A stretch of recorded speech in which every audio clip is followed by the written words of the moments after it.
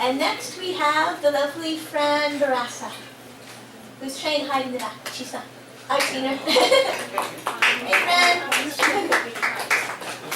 She does beautiful. Yes. Hello. Thank you. Hi up there. I'm thrilled to be in this book. I'm always thrilled to see my work in print. It doesn't happen as often as I could make it if I only worked harder. I love coming to New Westminster. I find it one of the most inclusive, friendly, open, endearing places. I always feel welcome here. And lately I've been coming quite a bit because a friend of mine was dying of cancer, so I had to come to New West maybe once a week. And so I'm going to dedicate this to Angela Casey. This poem is one we did we all put our poems in to CV2, to one of their contests, and through that contest we decided to make our own evening of it, of all the people who entered. Not all of us won, but that's not what this is all about, is it? It's all about connecting and getting our words down and sharing it with each other. And Candace was one of the leaders at that night. Anyway, so what they do at CV2 is Canadian Verse. Is they give you, Laura was there too,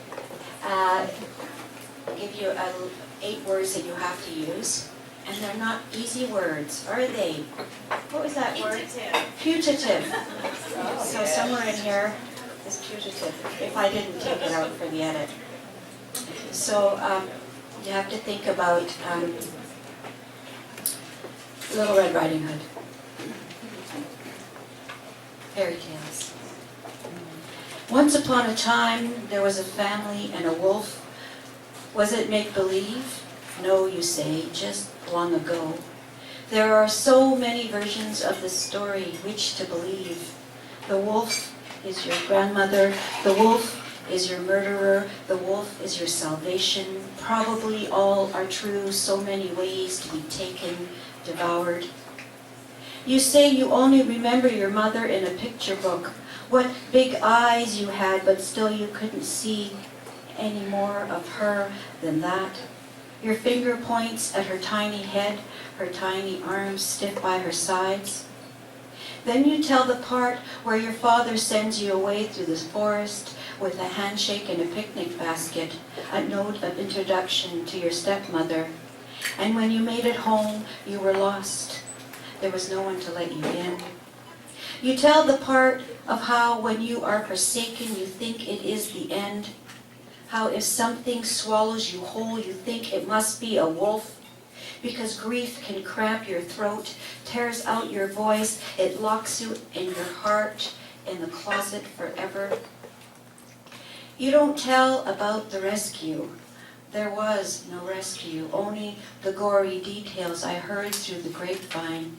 How you chewed your own hand from the trap. It is the thing that wounds you, that writes you, you say. And later, when I tell you someone saw the friendly woodcutter marking the dead with a hunter's tag, your family's body stacked up like firewood in the woods, you howl. And I'm not sure if it is laughter or sorrow. You howl again, and then I hear it, a sound, a beautiful, terrified freedom in the timbres of your voice, and you would begin your story again. There was, once upon a time, a family and a wolf.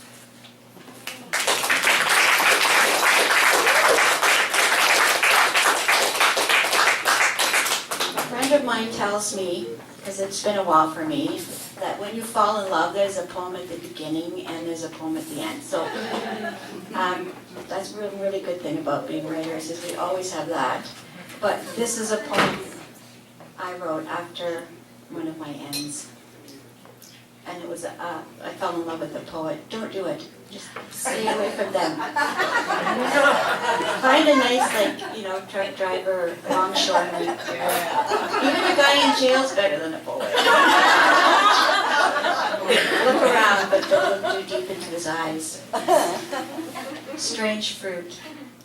I'm not sure how to eat this beautiful pomegranate you gave me. The first I've ever seen. So I peeled open its leather pouch with my teeth. It skied its skin like the hide of a desert animal I've only seen in picture books. I never knew such riches. Inside, berries, red as rubies behind the delicate curtain, and now my mouth full of juice and stones, I see how I have made a mess of it. In your eyes, my reflection, mouth like a truck driver, hands dyed red as a tanner. I know you know now for sure how unworldly I am. It was only time until you found out. You look away politely while I spit into my own hands, seeds and all. I'm not used to such strange fruit, and there is no going back to what you didn't know about me, to the 1001 stories you told yourself about the princess that would come. And I already see the end in sight. There will be an empty room, a torn curtain, and whenever I say your name, the taste of pomegranate in my mouth. Thank you so much.